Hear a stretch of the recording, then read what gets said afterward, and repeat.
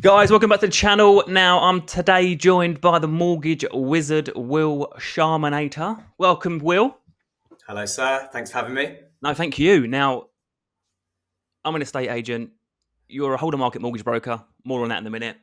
I'm always getting questions about mortgages, what's going to happen, how to get the best rate, all this kind of stuff. So I thought, what better thing to do than get the guru himself on a video so I can No grill pressure. you and you can share your little nuggets. But let me start you off with base rate's been held today Correct. for the next 6 weeks. I think is the next review every 6 weeks, isn't it? Oh, yeah, correct. Will it go up before Christmas or will it come down before Christmas? Hit me. Oh, it's the magical question. Who knows? My prediction, if I'm allowed to make a prediction, I'm going to say it's going to plateau. I don't think that they want to ruin everyone's Christmas this year, especially mine and yours. So I think it will stay. I think it might stay for a little bit longer as well. Why would they increase it when inflation's not really getting beaten by it? But I don't want to go into really all of that. I think it's good news today. I think it's good news for the housing market. I think it's good news for the mortgage market. I think fixed rates will adjust accordingly. And we'll touch on that in a minute because we'll put all links to your socials because you do some amazing content on sharing advice on your socials. But I saw one of your videos yesterday, I think it was, where you were saying that rates are, although you've got base rates, but then you've got mortgage rates and is it swap rates and that kind of stuff? And It's really, really they've sorry, been mate. creeping down, right? In essence. Yeah, it's really, really complicated out there. And when people talk about rates, what are they even talking about? Is it base rate? So the Bank of England base rate. Is it the SONIA swap rates?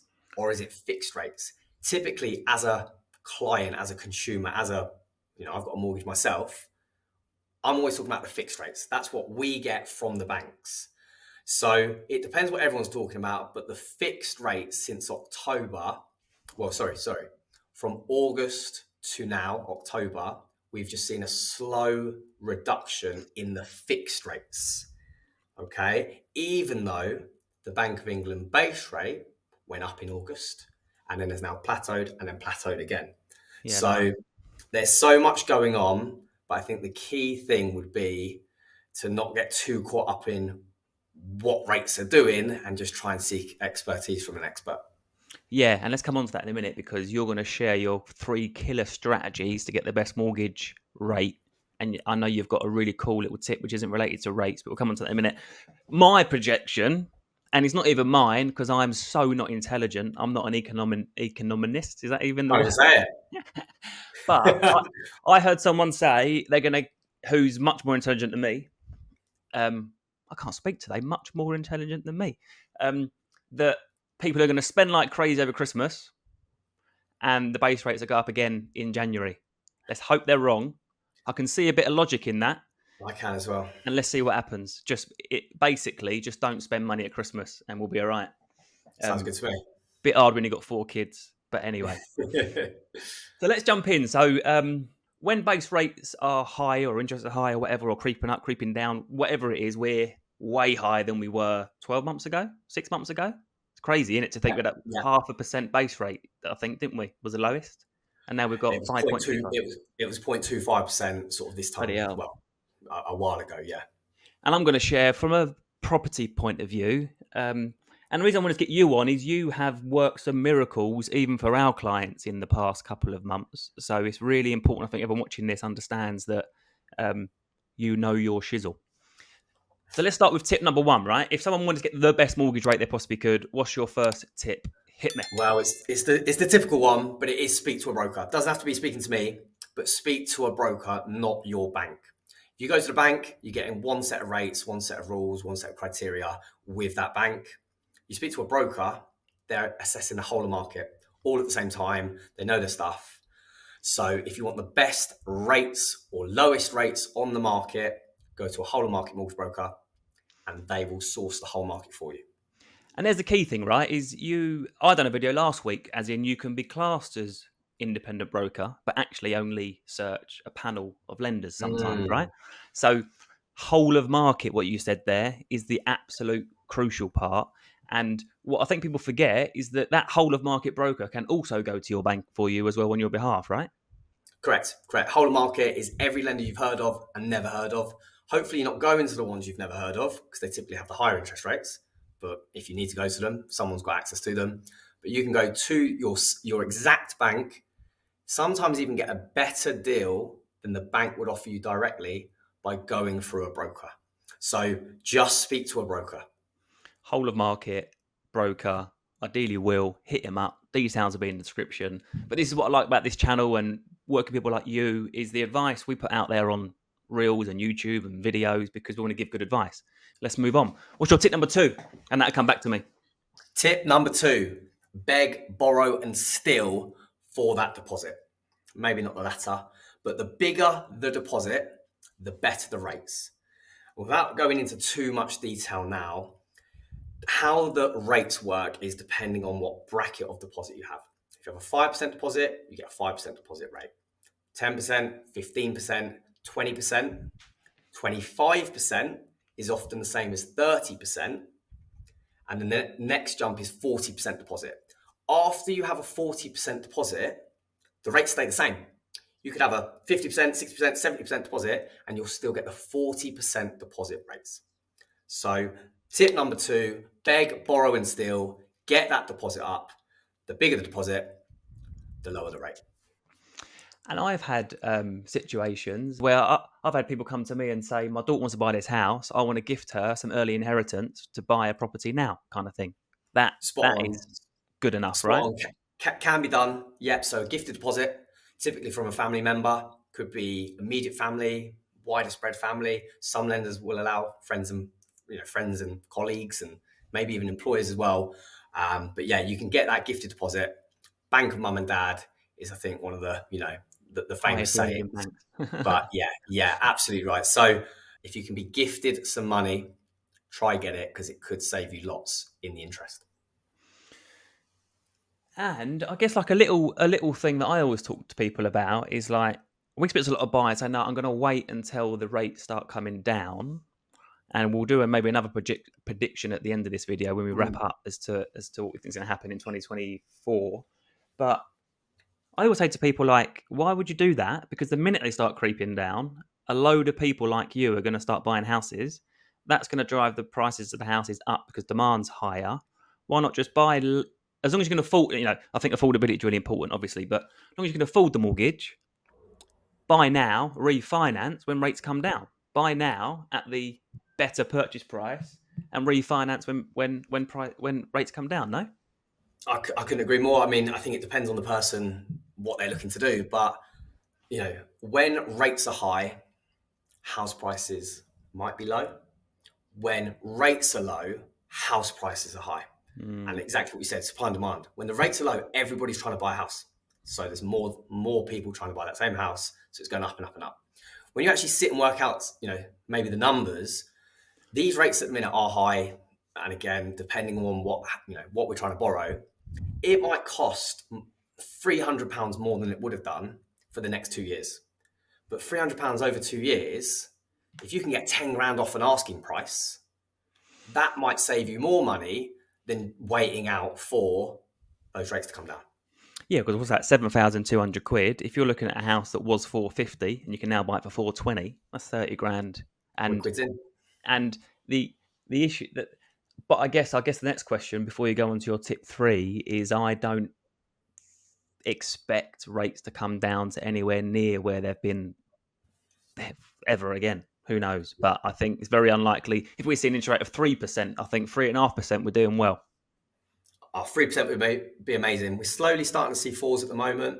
There might be the odd 3 on the market with some higher fees associated with them, which we'll come on to in just a minute. But yeah, I think if you're looking to buy, don't necessarily need to wait for the rates to come down. So again, tip number 1, speak to a broker and they can work out how much it's going to cost you monthly, whether you need to wait or not.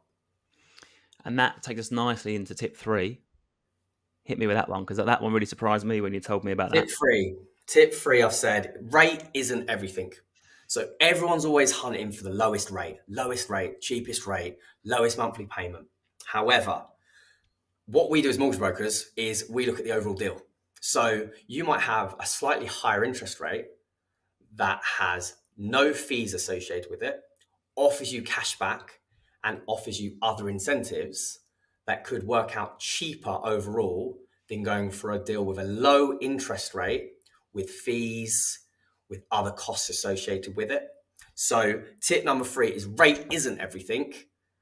Again, check the deal that you're being offered, work out if it's cost effective or not, but just leave it to the expert. Leave it to a broker who will advise you on what deal to go for. And I think what's really important about selecting the right broker is that that broker is going to want you as a client for the rest of both of your lives, right?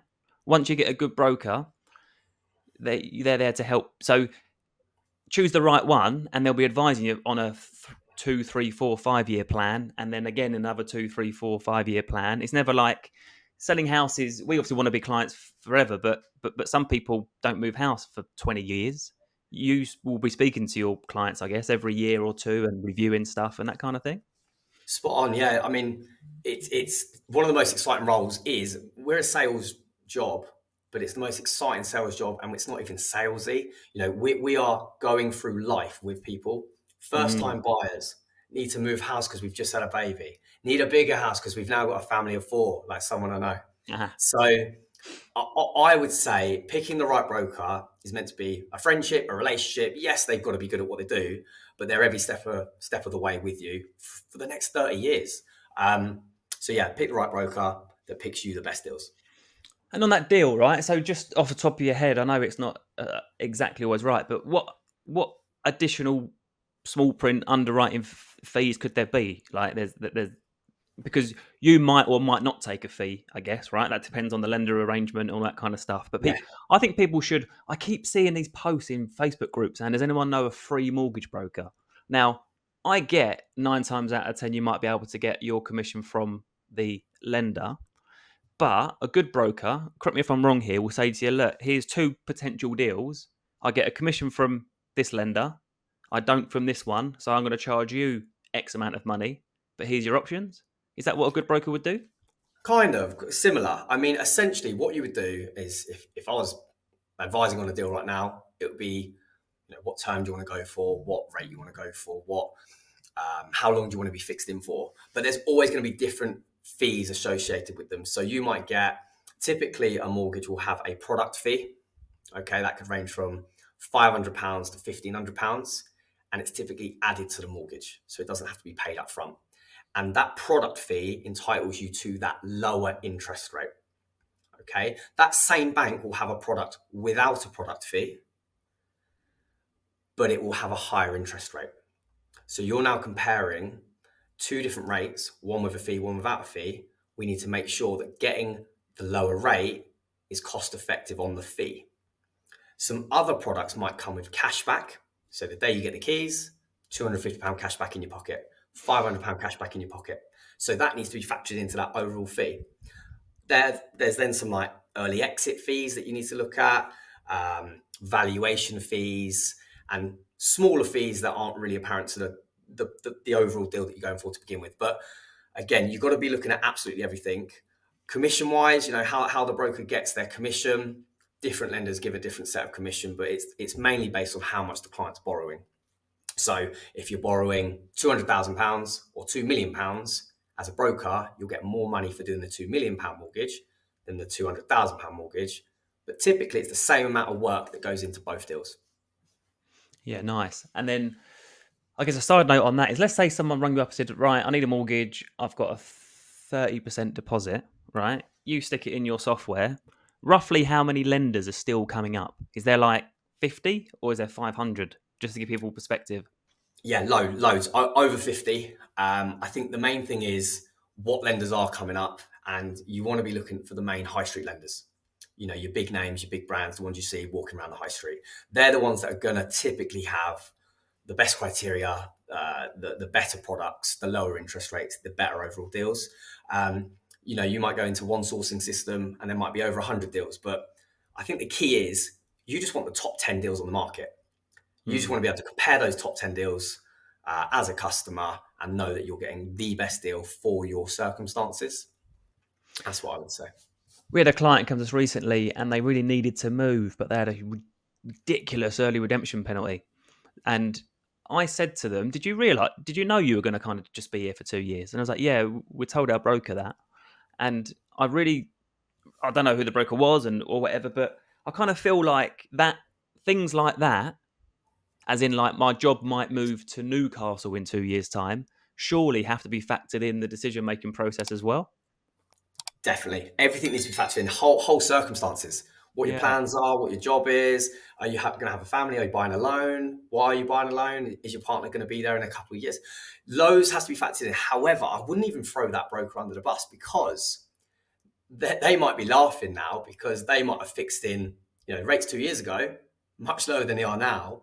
And a lot of mortgages are portable, which means if you're selling and buying simultaneously, you can take that mortgage to your new property, keeping the rate.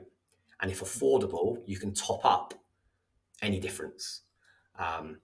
So, that broker might not have meant to have done that at the time, but that client might actually be better off because they've secured a lower rate on what they have now, and then they'll get a higher rate on the top up.